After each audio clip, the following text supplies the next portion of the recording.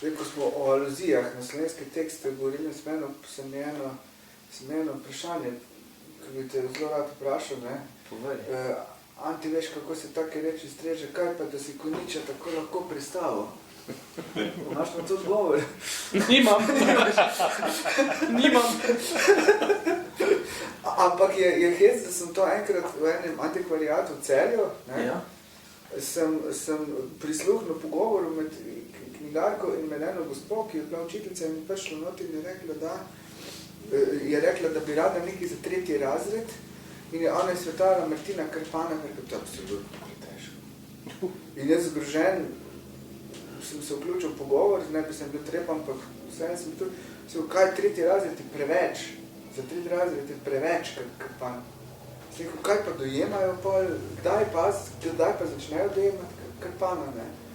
In me tako čudno gledala, mogoče sploh ne začnejo dojemati Krpana. Ampak, ne vem, to se mi zdi recimo, ne? In Krpan je tipična literatura z dvojnim dnom, tega recimo še vsina srednjošolcev ne razume. In Martina Krpan lahko razumeš, edino, če razumeš družbeno-politični trenutek, v katerem je nastal. Je pravzaprav politična aluzija na tlajni položaj Slovencev.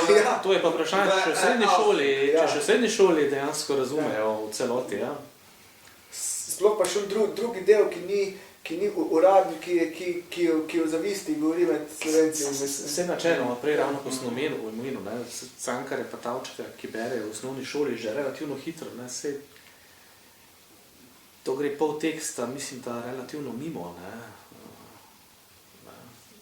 To niso teksti, jaz še vedno mislim, da to niso teksti za 8-90-letnike, ne.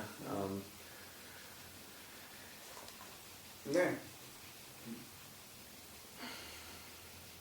Mene se recimo pri teh letih Dostojevskega sili izbrati, ni bilo efekta, ne. Sem prebral pogled Dostojevskega, ampak pa ga nisem mogel od faksa, ali sploh več. Recimo v šolskih programih, recimo imamo Kerstika Mačkova očeta, ne? Ja. In tam se edino to zapomnijo, da ne smeš, bom rekel, svojega brcen čez prak, ampak to je sin tebe čez prak. Nik se pa ne vpraša, pravzaprav novela o morale, ne? Kako da bo zalilo, osnilo.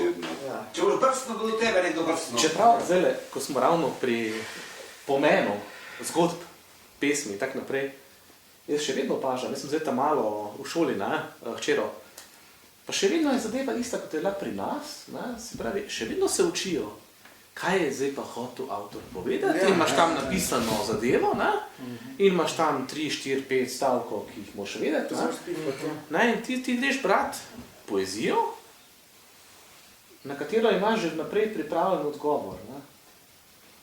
To se mi tudi zdi, recimo, meni osebno, kot avtorju absurdno.